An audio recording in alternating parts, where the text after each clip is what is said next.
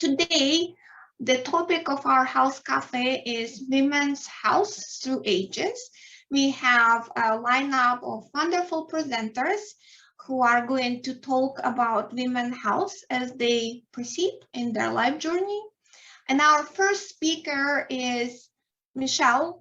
Michelle is a registered nurse with a passion for caring for babies, children, and families during their childbearing years.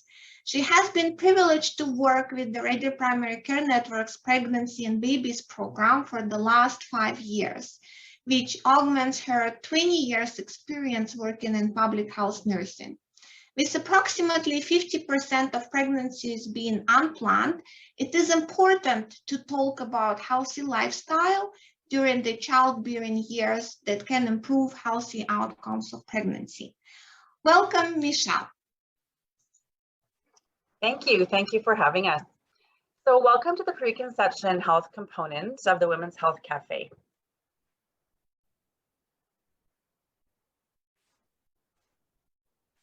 Today, we hope to increase your understanding about several healthy lifestyle principles to help prepare the mind and body for a healthy pregnancy, including the following topics: folic acid, healthy lifestyle, healthy eating, medications and other substances, choosing a healthcare provider, dental health, pap tests, vaccinations, mental health, and stress. First and foremost, it's a good idea to see your family doctor or primary healthcare provider before you start trying to get pregnant. You can discuss your nutrition, vitamin supplements, medications, and any other health concerns that could affect a pregnancy.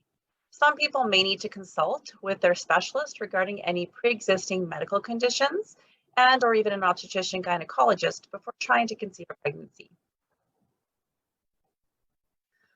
What is folic acid? Folic acid is sometimes interchanged with the term folate. It's a B9 vitamin supplement that is very important to the baby's early health and development. Some food sources of folate include fortified cereals, breads, pasta, whole grains, nuts, dark green vegetables, including beans, lentils, citrus fruits like oranges. It can be really hard to get the amount of folate that you need from food alone. So the best way to get enough is to combine folate foods and a folic acid supplement. Now, taking a folic acid supplement helps prevent some types of birth defects, and these are called neural tube defects. And that can happen when the fetal spinal column doesn't close completely, or if the brain or skull don't develop quite properly. Other deep birth defects can also be related to inadequate folic acid intake, and that includes things like cleft palate and even some heart defects as well. Now, most neural tube defects happen in the first 4 weeks of pregnancy, which is before a pregnancy is known. So with approximately 50% of pregnancies considered unplanned or unexpected, the standard recommendation for all women of childbearing age is to take 0.4 milligrams of folic acid per day during their entire reproductive years. Now, how much folic acid you need can differ depending on risk factors, which you can discuss with your health care provider or doctor if you're trying to conceive. And this is particularly important if you have a personal or family history of any birth defects, if you've been diagnosed with having type 1 or type 2 diabetes, if you have any conditions that affect the absorption of nutrients like Crohn's or colitis, or if you're taking any medications that are known to impact the metabolism of folic acid. The Canada Food Guide is a really good place to reference for healthy eating, and the guide recommends a couple of points. One is eating plenty of fruits and vegetables, whole grain foods, and protein foods, and try to choose protein foods that come from plants more often. It recommends choosing foods with healthy fats instead of saturated fat, limiting your intake of highly processed foods, and if you choose highly processed foods, to try to eat them less often and in smaller amounts. Try to prepare meals and snacks at home using ingredients that have little to no added salt, sugars, or saturated fat, and really try to make water your primary drink of choice. It's also good to note how and increase your awareness of how food marketing can impact your choices of food. You can easily find the Canada Food Guide online by a quick Google search. Healthy body weight is an important part too of preparing your body for pregnancy. Studies show that being either underweight or overweight can affect the likelihood of conception. And while body weight does influence fertility, problems with ovulation are most often caused by other factors.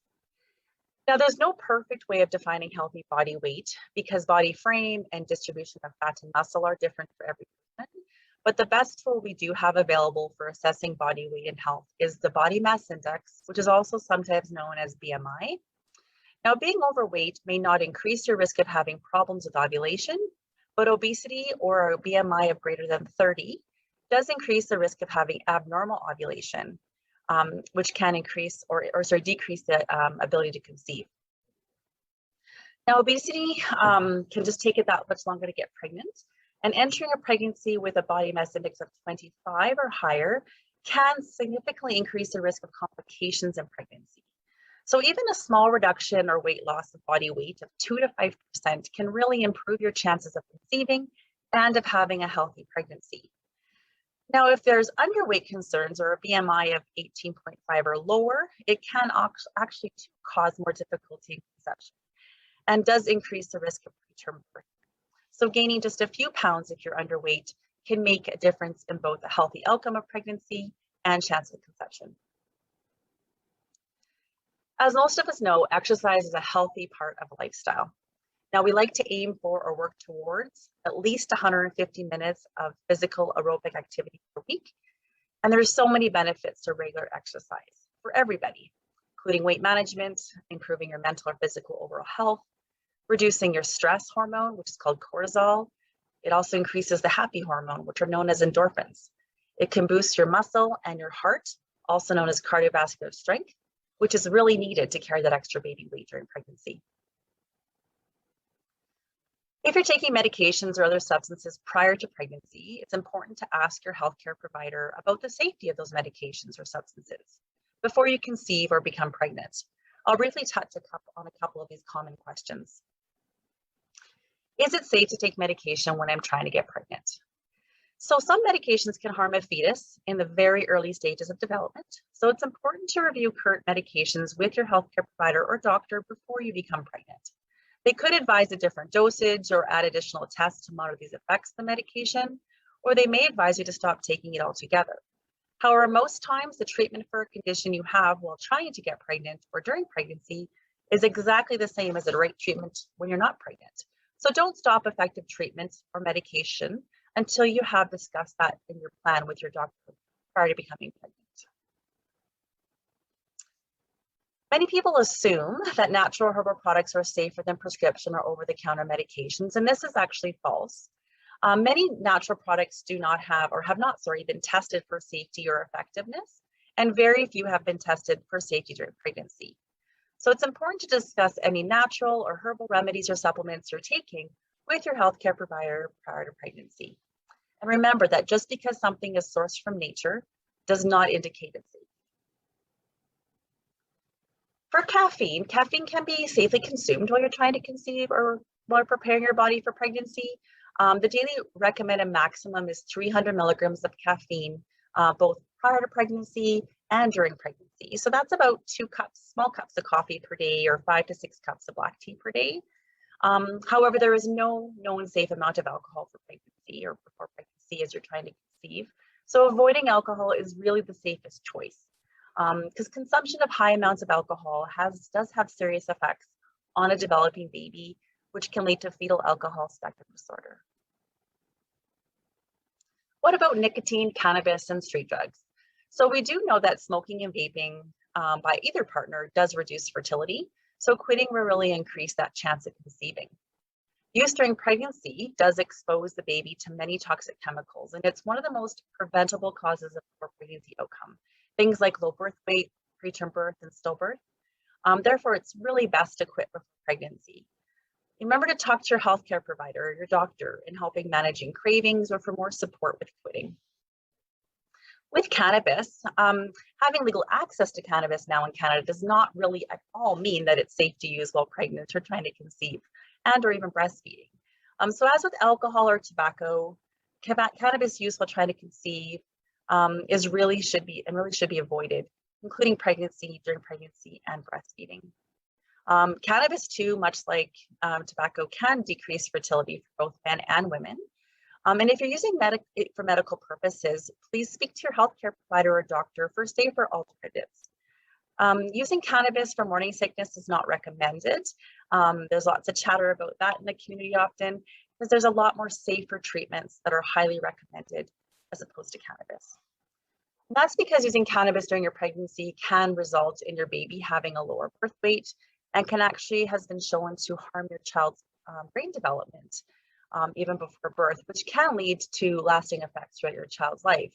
Things like problems understanding or problems learning, succeeding at school, has been shown to link to hyperactivity, inattentiveness, impulsive behavior, and also increased risk of a depression or anxiety for that child. As with street drugs too, drugs are never safe for use, but they're particularly really unsafe too before and during pregnancy. And it's important to remember that it's never too late to reduce or eliminate consumption of alcohol, nicotine, cannabis, or street drugs, and just talk to your doctor or your healthcare provider for more support and a referral. Dental health. It's a really good idea to take care of your dental health problems before pregnancy. That's because women with poor dental hygiene are actually more likely to have a preterm delivery. So also in pregnancy, there can be a lot of bleeding and sensitivity and swelling of gums. As a normal part of pregnancy, however, any bleeding of the gums should be investigated. It's really important too to continue with your routine, regular dental health checkups and cleanings during pregnancy, as almost all dental care is safe, including x-rays with proper shielding. For a pap test involves taking a sample of cells from the cervix, and it screens them for potentially cancerous cells. And then sadly, cervical cancer is the second most common cancer in women between the ages of 20 and 44. And all women should be screened for cervical cancer every 2-3 years, as soon as they're 21 and older. If you haven't had a pap test in the last couple of years, it's a good idea to get one before you try to start conceiving. And that way, if you have any abnormal cells, they can be treated before pregnancy and not need to be delayed treatment until after baby's born. Should I get vaccinated if I'm trying to conceive? If you're fully immunized before pregnancy, there's quite a few benefits. One, you're protecting yourself from disease. You're reducing pregnancy complications, and you're also reduced passing along infections to your baby. It also has a great bonus of transferring protection to your baby until they're old enough to start having their own vaccinations. There are some vaccines that aren't recommended in pregnancy, so it's really a good idea to take a look at your immunization record before getting pregnant. And you can contact public health to ask them if you're up to date or if you need any boosters. Pregnancy and birth are very important life events that come with many physical, emotional, and relationship changes. And choosing a healthcare provider is a very important part of that process. Obstetricians, family doctors, midwives, and nurse practitioners are all qualified to provide care in pregnancy, and often they work in a team to care for the pregnant women. The choice of care is very individual. It's your own preference, and as well, looking at your own individual needs for medical concerns potentially that could dictate the best for your situation. And remember that all providers support and encourage normal birth and try to minimize interventions. It's very normal to have many emotions, and everyone feels worried, sad, or stressed at times. But if you're having trouble with your day-to-day life because of your emotions or your thoughts, your feelings, it could mean that your mental health may be affecting the quality of your life. If you're concerned about your worrying, sadness, or stress, or if you have questions about the medications you're already taking, please talk with your doctor or healthcare provider, as there's many things you can do to manage your mental health, and there are several community support and resources that can also be helpful. Very high levels of stress can affect your ability to conceive a baby. Signs that stress levels could be running quite high is maybe feeling irritable or easily frustrated, arguing more with your family, friends, or partner, using more tobacco, alcohol, drugs, or even food to cope, maybe even having difficulty sleeping. There are some healthier ways to cope with stress, including eating regular meals, which includes a healthy diet, drinking enough water, taking some time every day to relax, get enough sleep and rest, exercise regularly, and reach out to family and friends. You can even try practicing meditations or mindfulness. Now, getting help when you first notice symptoms of depression or anxiety is very important. And that's because depression or anxiety that lasts for a long time can have serious effects for you and your family, and it can actually be more harder to treat. So please remember to talk to your health provider if you're experiencing things like not wanting to spend time with family, maybe some mood swings, lack of interest in things you used to enjoy doing, if you're having any problems concentrating or with your memory, or if you have any changes in your eating habits, eating more or less than usual, if you're noticing any changes in personal hygiene and or sleep. Now, needing help does not mean that you're weak or that you won't be a good parent. It's just the earlier you ask for help, the sooner you're going to start feeling better. So where can you get help if you need? Talk to your doctor, your healthcare provider if you're concerned about your mental health or stress. You can also call the mental health helpline 24 hours a day, 7 days a week. You can also call Alberta HealthLink for support and resources in your community. If you're looking for even more one-on-one support, you can actually self-refer to the Red Deer Primary Care Network. Phone number and website are on the screen there. You can meet with myself. I'm one of the pregnancy and babies nurses, and I provide information for preconception, anything during pregnancy, and even into the first year postpartum. Answer general questions and inquiries, even about community services, and can help support you with tobacco reduction or cessation support. We also have many workshops as well and mental health counseling workshops that we have that may be interesting to you if you're looking at those healthy lifestyle principles for preconception, our health basics, anxiety to calm, mindfulness, drop-in, and we have a happiness basics program as well. Here's a short list for some good resources for additional information about preconception health. So I encourage you to check those out as well. Thank you so much for joining me today, and we'll just check in with Tatiana if there's any questions. Thank you, Michelle, very much. We've been having anywhere between 7 and 5 live viewers, but no comments or questions yet. And I would like to move on to our next speaker and introduce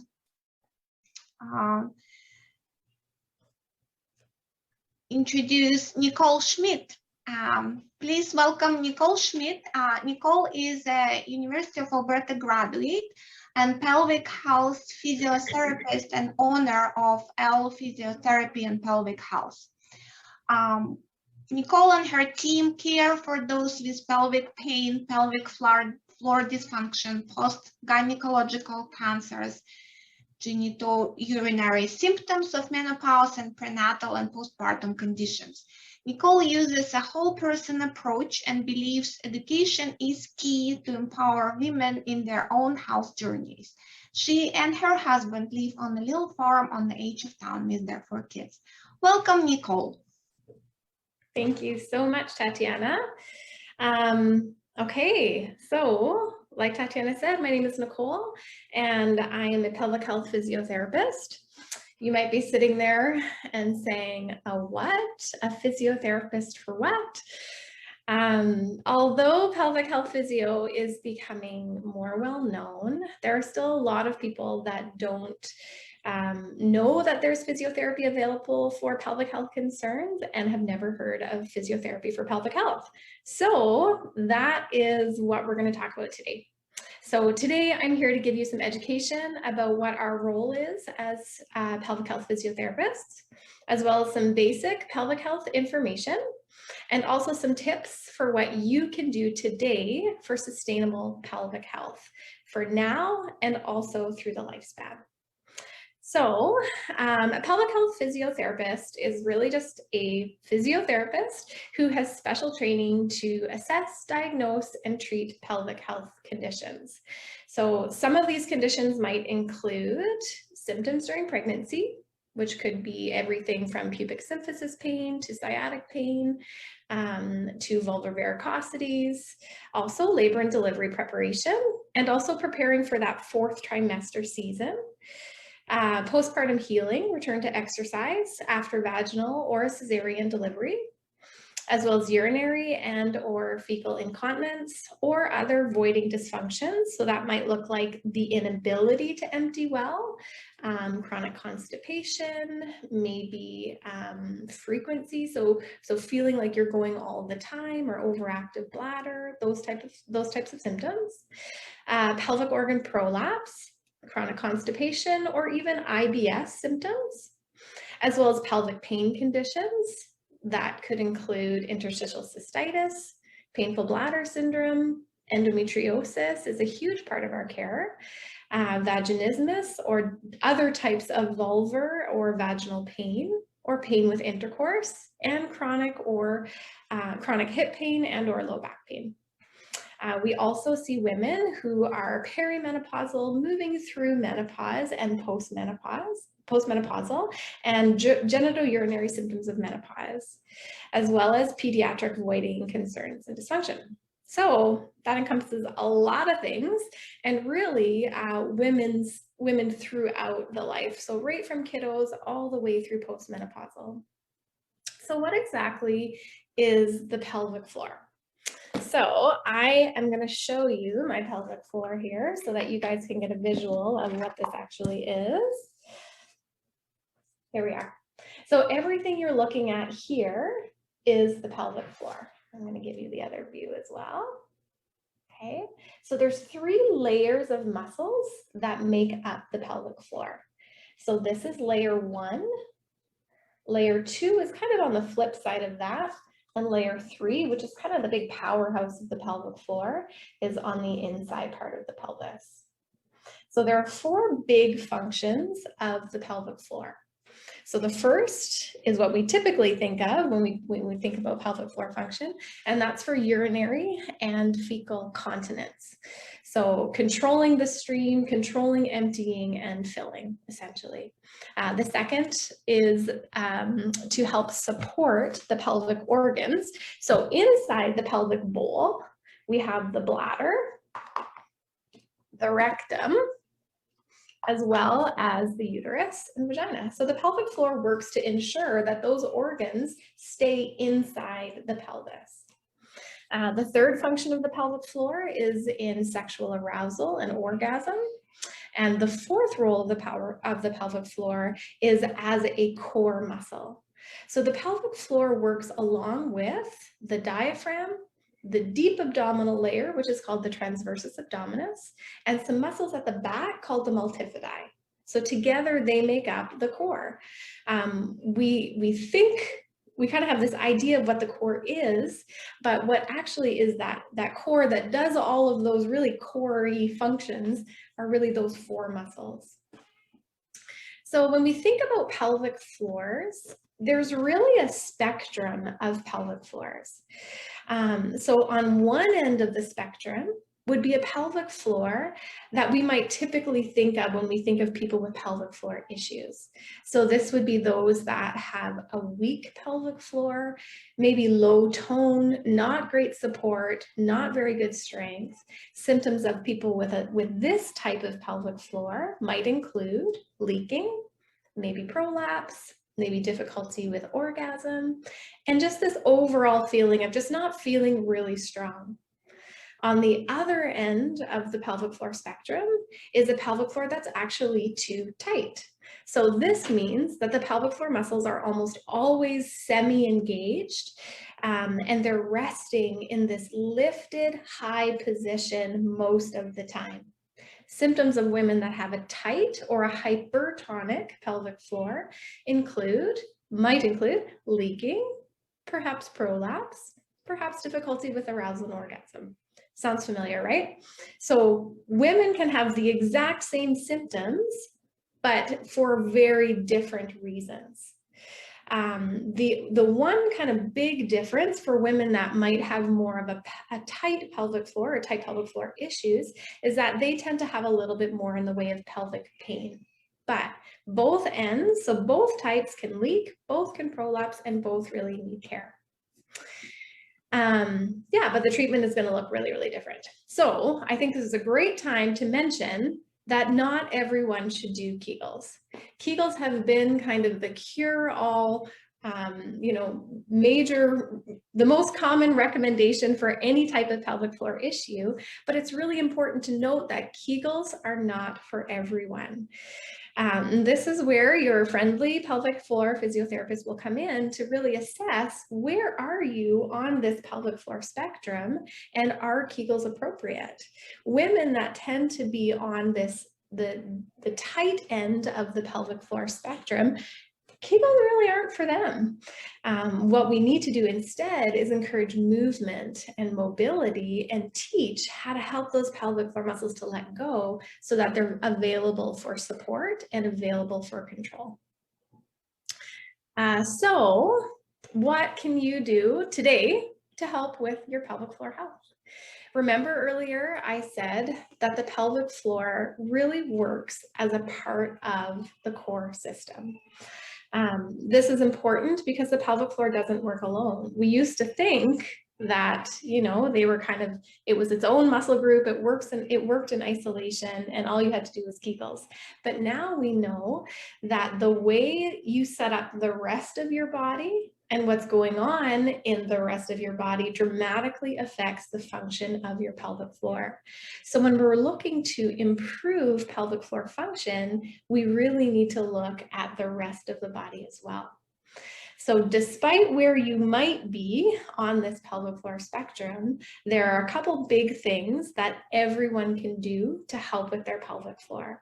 We know from the literature, from the research, and from the research that there are two big things that affect the ability for our pelvic floor to be able to work on our behalf or not. Those two big things are proper alignment, so posture. I know it sounds lame, but hang with me, stay with me, because it's not as bad as you think. And the second thing is how you breathe. So if we take a peek at, take a peek at this pelvic floor system, like I said before, it looks kind of like a canister or a core canister. I'm just going to adjust my screen a little bit here. The top part of the canister is your diaphragm. The bottom part of the canister is your pelvic floor. And around the outside of the canister is your transversus abdominis. So movement and things that move well usually work well. So if we can get that whole area and that whole canister working well, the pelvic floor is going to be in an optimal position to work well as well. So first thing that you can do today to improve your pelvic floor health is think soft. Like I said, things that move well work well.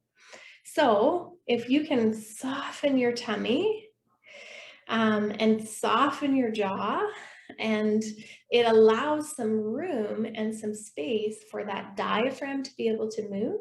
And it also changes the pressure mechanism of our body that often leads to pelvic floor tension and or leaking. So this pressure mechanism, if we're always walking around with our tummy muscles engaged, kind of gripping around, and if we really think about it, many of us are like this, then it's kind of this gripping around our abdomen. That gripping or that abdomen is kind of like a balloon that's inflated.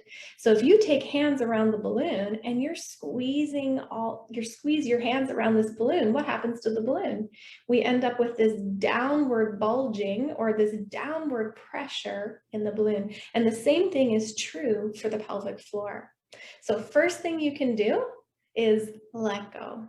So I'm going to get everyone that's watching just to take a second and let's try that.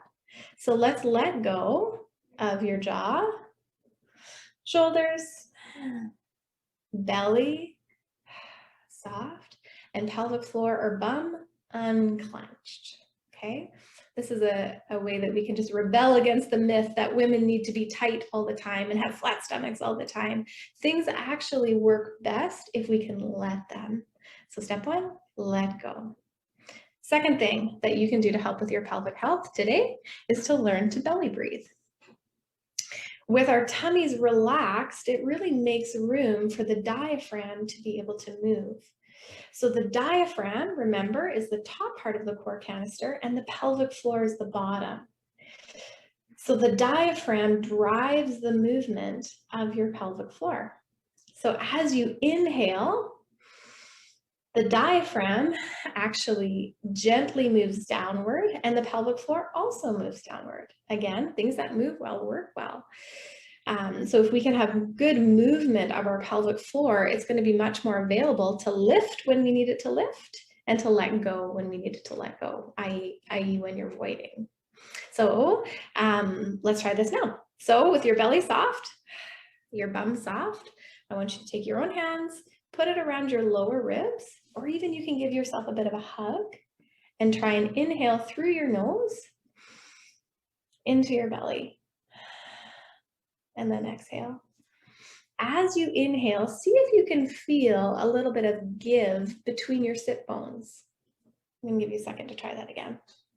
Inhale.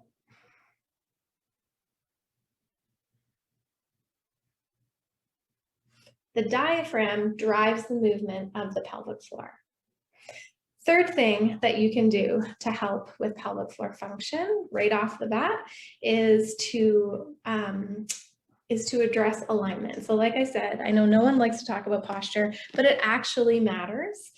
The position, we know from the research that if we can put our body into a certain position, we know that the pelvic floor is more active for us. This position is really a next step from what I've already said, so soft, belly breathe. The position that I want you to think about being in is soft, but proud, but open. The pelvic position affects how the pelvic floor muscles are able to really work. So we'll try this here in real time too. If you're sitting right now, I want you to think about sitting proud or sitting on your sit bones. Okay, so kind of rolling up onto your sit bones. If you're standing, you can do this by thinking about untucking your bum. Again, good posture or good alignment shouldn't feel rigid, it shouldn't feel militant, and it shouldn't begin just in our chest. We talk a lot about opening our chest as a way to kind of attain good posture, but good alignment actually begins in the pelvis. So if we can think about untucking our pelvis and just opening gently through the front body, that position is a great position for your pelvic floor to be able to work. So we'll do a little experiment here. I want you to kind of, if you're sitting right now, sit back onto your tailbone, or maybe that kind of more slouchy position that we often find ourselves in. And I want you to try and do a Kegel here. So when you do a Kegel, I'll walk you through this real quick. Think about winking your anus, closing the labia, and lifting up a little bit. Okay, so try and do that in this kind of slouchy, not awesome position. Now I want you to roll up onto your sit bones. So the sit bones are just where, they're the sit bones where most of the pressure lies when you're sitting. Okay, or if you're standing, think about untucking your pelvis, and now try and do a Kegel. And let go. Easier, right?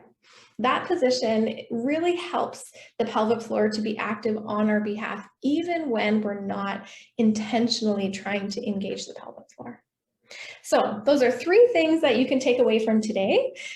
Think soft, belly breathe, the diaphragm drives the movement of the pelvic floor. And the third thing, walk soft and proud. The 4th thing you can do is to see a pelvic health physiotherapist, especially if you're having any of the symptoms that I talked about earlier on in my talk. There are so many, this I feel like just kind of brushed the surface of what education and information is available around pelvic health.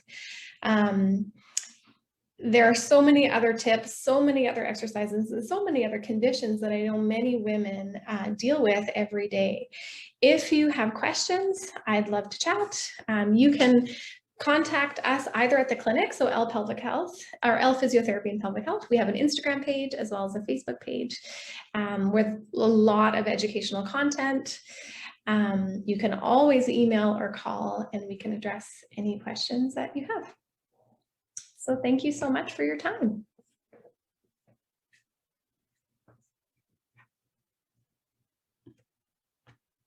All right. Thank you, Nicole. It was very interesting. And I just hope that women will take advantage of knowing that there is actual dedicated physiotherapy clinic in Red Deer who can look after them from the beginning to the end. I didn't know that for sure. Well, thank you. Yeah, you're welcome.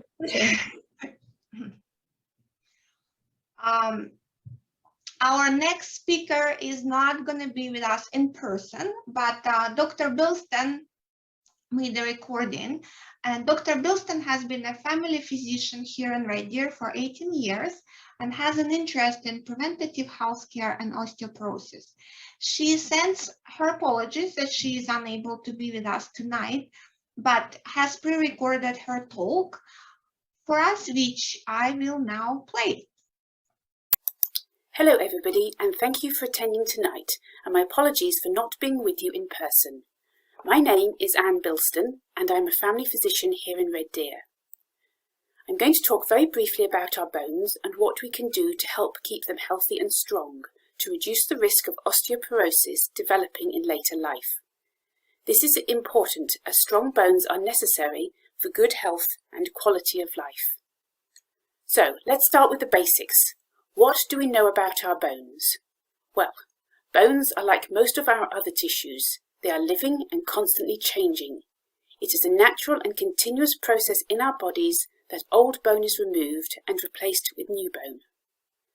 Most bones are of a similar basic design. They can easily be imagined as a matrix of a fibrous protein called collagen. This forms approximately 85 to 90% of a bone and provides the bone with shock absorption and resilience as it is pliable. However, if this was the only substance present, the bones would be bendy, rather like rubber. To give a bone strength and rigidity, minerals, in particular calcium and phosphate, are embedded in this matrix of collagen.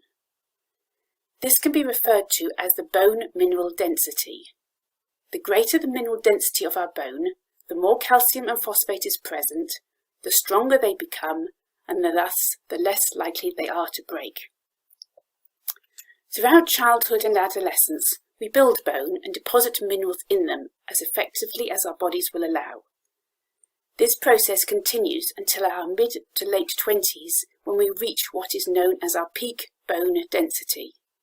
After this, in a healthy individual, the body will continue to replace as much bone as it removes, thus keeping the status quo for approximately another 10 years. However, somewhere between our mid-30s and early 40s, the loss of bone becomes greater than the amount which is formed, and the bones slowly and silently become thinner and thus weaker. So, what is osteoporosis and why is it important? Well, osteoporosis is the end result of this gradual loss of bone mass. It occurs when too much of the calcium and phosphate has been lost from the bone. It is usually completely asymptomatic, the affected person being totally unaware of its presence until a bone is broken, or maybe a scan is done. The force required to break osteoporotic bones is very low. They are therefore called low-impact or fragility fractures, and can occur during everyday activities.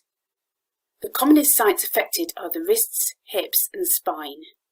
In some individuals, compression fractures in the upper spine can be missed as they are painless, the only sign being the end result of a hunched back.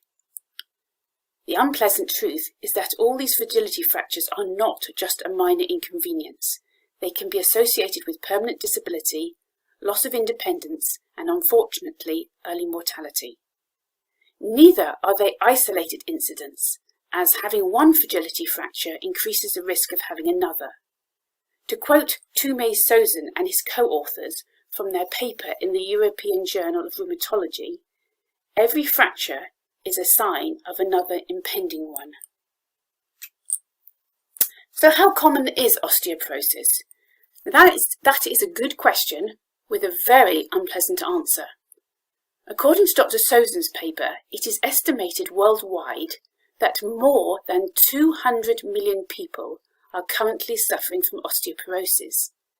And it is estimated, according to statistics from the International Osteoporosis Foundation, worldwide, 1 in 3 women over the age of 50 years and 1 in 5 men will experience osteoporotic fractures in their lifetime.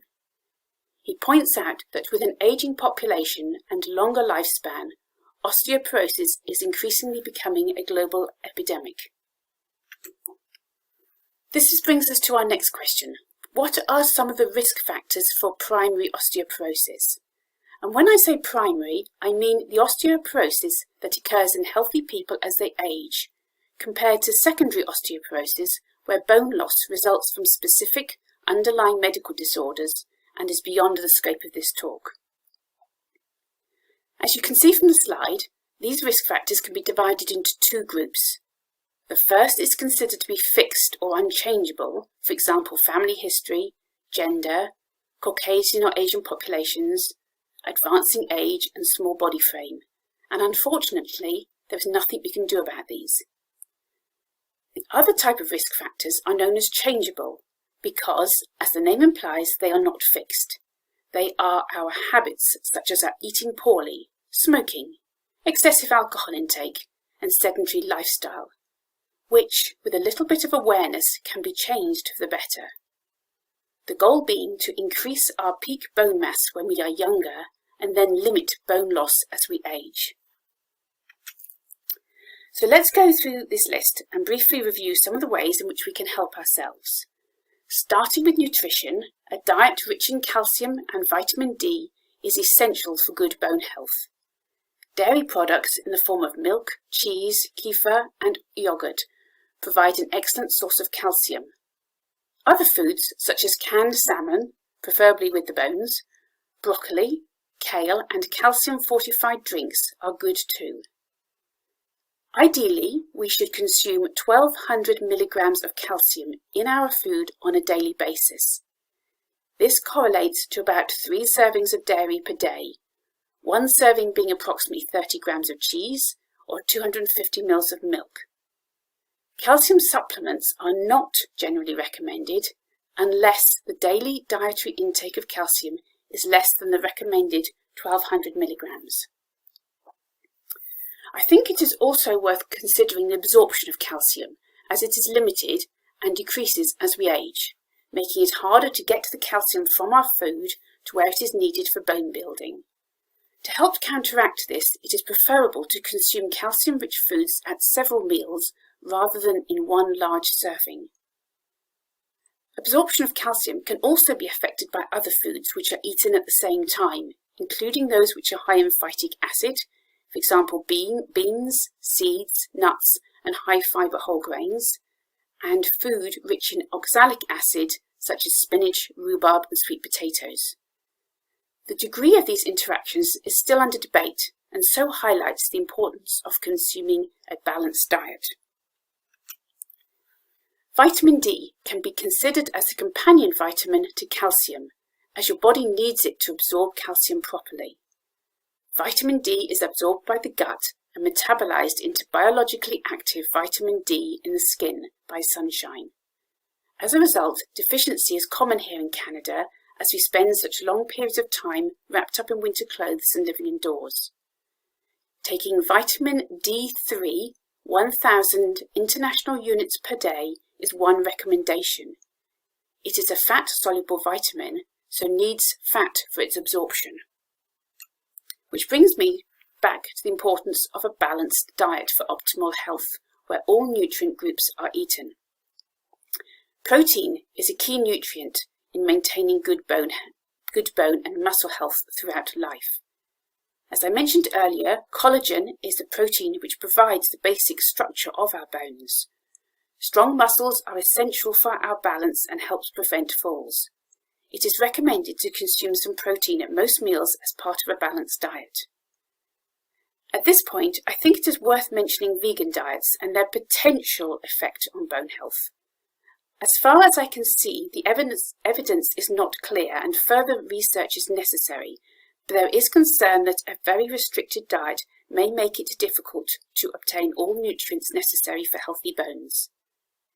In such cases, good planning of meals is recommended and help from a health professional should be sought. Vitamin C, vitamin K2, magnesium and zinc supplements have all been highlighted in the press for their role in osteoporosis prevention.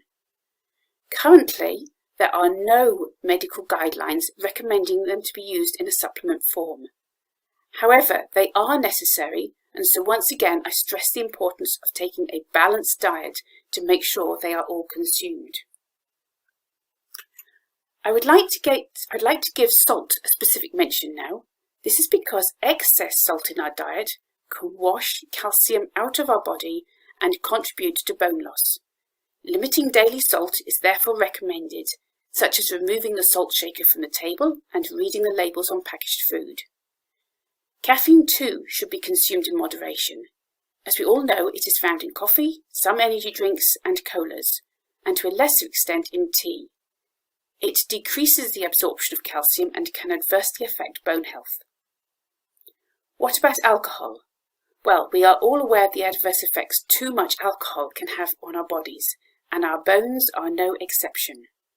Calcium and bone metabolism is negatively impacted by alcohol. Health Canada recommends limiting alcoholic beverages to 2 standard drinks per day, with a maximum weekly total of 10 drinks in women, and 3 standard drinks per day, with a weekly total of 15 for men. Smoking, as mentioned above, is another factor which adversely affects bone health and decreases bone mineral density. In view of this and the other health issues associated with nicotine use, it is recommended to reduce use and quit completely if possible.